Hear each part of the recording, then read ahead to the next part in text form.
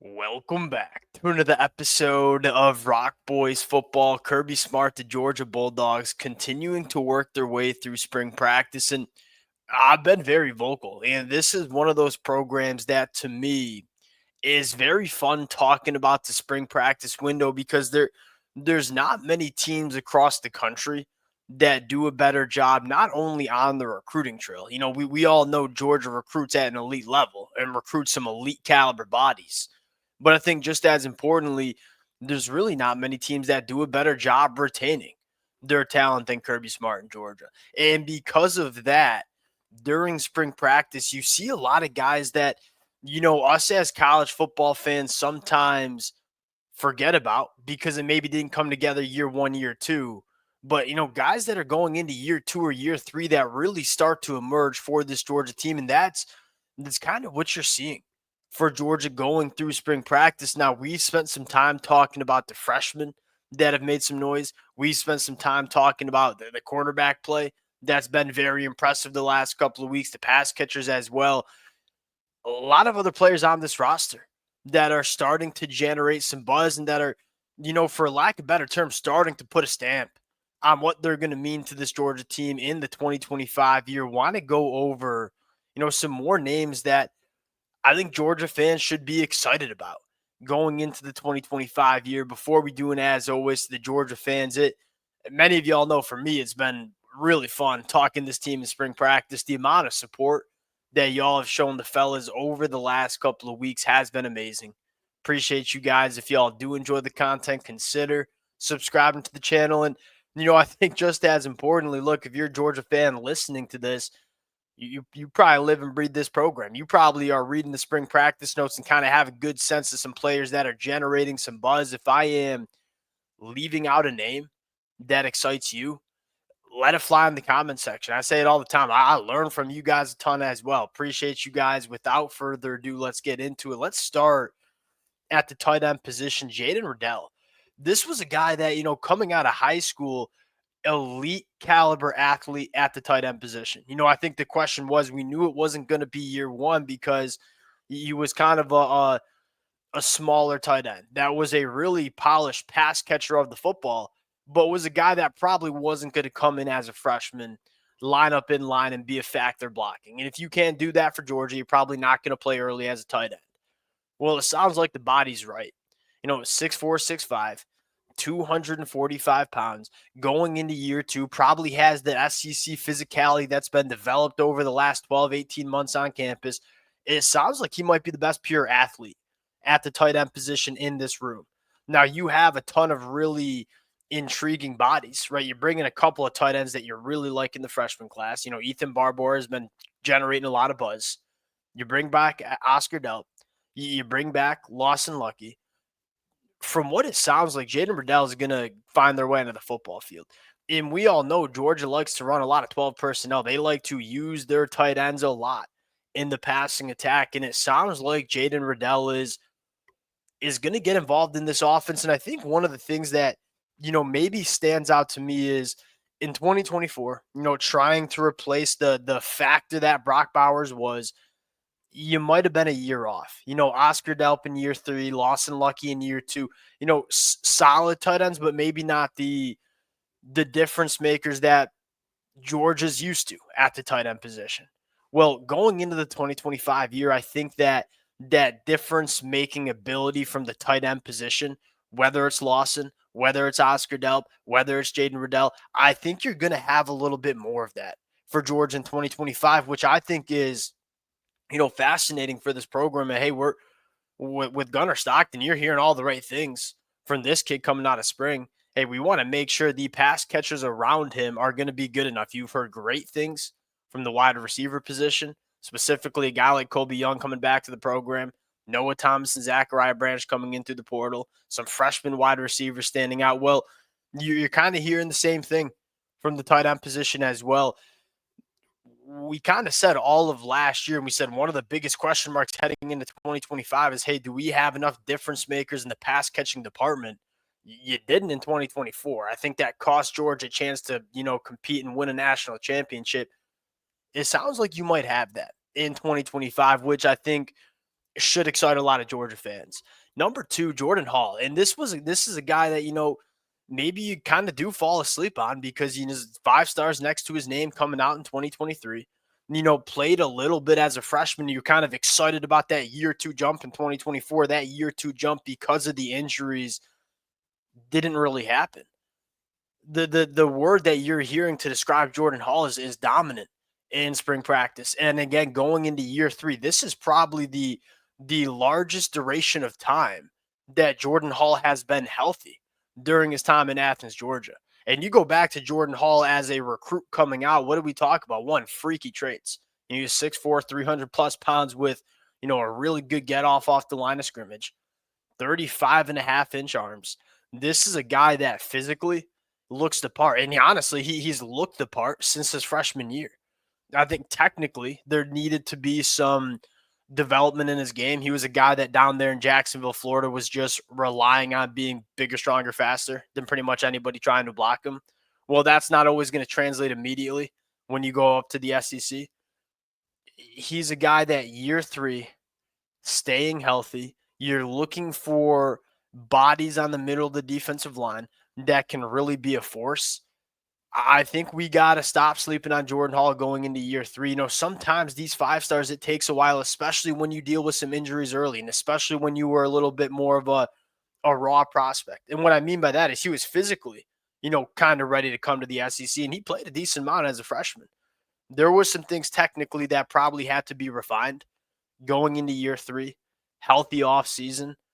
He could be one of the more pleasant surprises for this Georgia football team in 2025.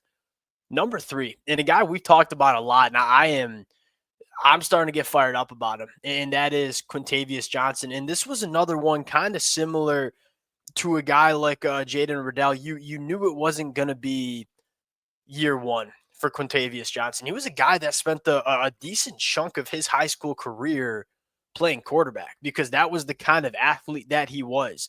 Every time that you open up the spring practice notes, you're hearing this guy's name getting referenced as not only looking good, but making plays, creating negative plays. And that's one of the question marks we have for Georgia where, hey, you lose.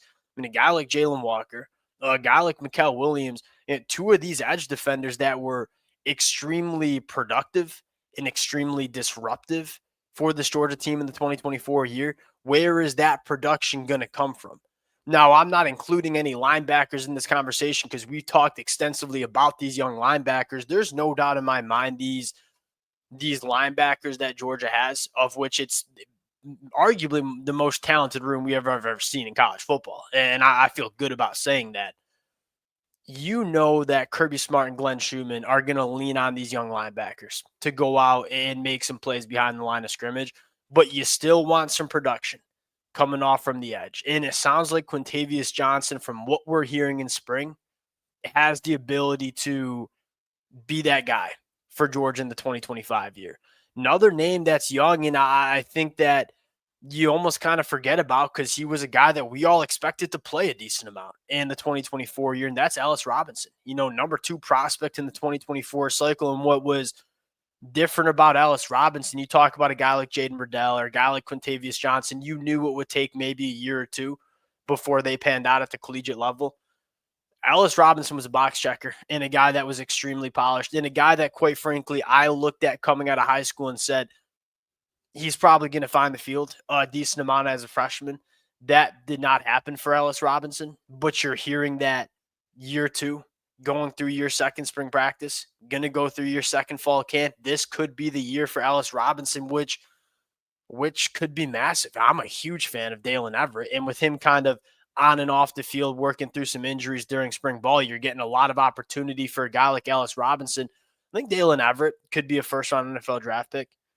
If you have Ellis Robinson emerge as that guy on the opposite side, that's a force of boundary cornerbacks. And when you have two boundary cornerbacks that are legit studs, when you can really trust them to operate there out on islands, you have so much more ability to be creative as a defense. And last year, I would argue that Georgia probably didn't feel as comfortable as they wanted to at the boundary cornerback spot. Probably not as comfortable as they've been the last couple of years, and that probably kind of limited what you could do with your second level defenders. But if you can get those boundary cornerbacks back to where they belong for Georgia, that opens up the playbook. It opens up the scheme for Glenn Schumann and Kirby Smart to really get back to that overwhelmingly dominant Georgia defense. But you could argue it's trust with, hey, if we want to get creative with their defense, we got to trust our boundary cornerbacks to be out there on islands. And if you get Ellis Robinson emerging in year 2, him and Dalen Everett could be a very, very good boundary cornerback duo. Last name I'll shout out is Ja Jackson. This is, I look at, I don't even think he's been on campus for, and Georgia fans, correct me if I'm wrong. He was a guy that I think came in late in the summer. Like, this was a very late addition for Georgia in that 2024 cycle. I don't even know if he's been on campus for 12 months. And he was a guy that did not play much football in his childhood. He was a hooper. And all of a sudden he's coming in spring practice sounding like not only he's looking good, you're hearing the word dominant, which to me is kind of surprising. At 6'10", he's a big guy, right? 6'10", 350 pounds. But what I mean by that is he's a basketball player. And so what I expected was really big, really long body at the tackle position that could hold up in pass protection because he's got really good feet, really good length. My question was, can he give Georgia the production in the run game that you kind of need from your offensive tackles? That's kind of what you're hearing from Ja Jackson. And I don't know if he's going to be a bona fide starter for Georgia because you return Ernest Green, who's sounding like he's having a great spring. You return Monroe Freeling, who's out for the spring, but we think he'll be pretty solid going into 2025. But from a depth piece standpoint, having him as maybe your third tackle that you trust is big because now you have a guy like Juan Gaston who maybe we can start playing around with him playing guard. If you have depth at tackle that you feel good about, now you can start thinking about, hey, what's the best 5 that we can put out there on the offensive line? I personally want Gaston. I think he will eventually play tackle for Georgia, but maybe in the 2025 year plays guard. That Georgia's looking for some more production from the run game. Juan Gaston's going to give it to you. Now, you probably can't move Juan Gaston to guard if you don't have tackle depth. Well, with Ja Jackson emerging, with Bo Hughley emerging, now all of a sudden you have some tackle depth where you can start playing around with a guy like Juan Gaston working inside and just being a road grader, moving bodies off the line of scrimmage.